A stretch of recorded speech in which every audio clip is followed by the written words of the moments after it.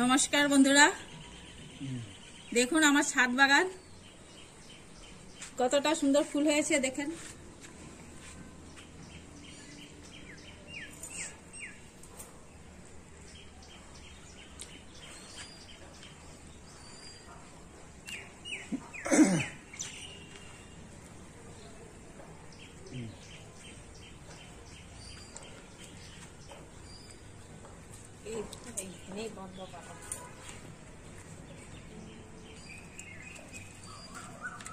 আমি 2 মাস বাড়িতে ছিলাম না, সেই জন্য দেখুন গাছগুলোর কি অবস্থা হয়েছে।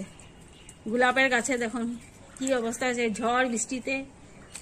তো আজ আমি বাড়ি এসেছি, বাড়ি এসে দেখলাম সব গাছগুলো মরে মরে যাচ্ছে, সেই জন্য কাটাই ছাটাই করছি।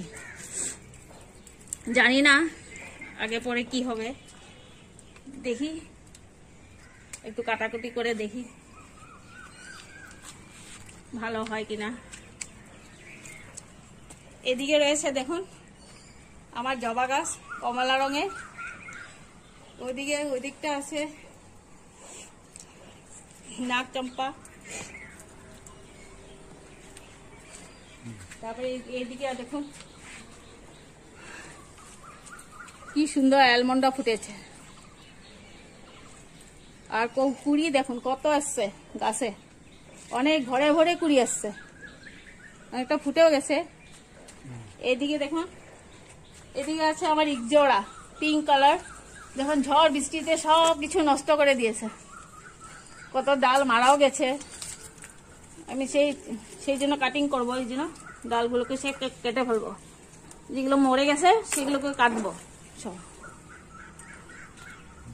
অনেকটাই আমার ছাদ বাগানটা নষ্টই হয়ে গেছে, ঝড়ে অনেকটাই ক্ষতি করে দিয়েছে।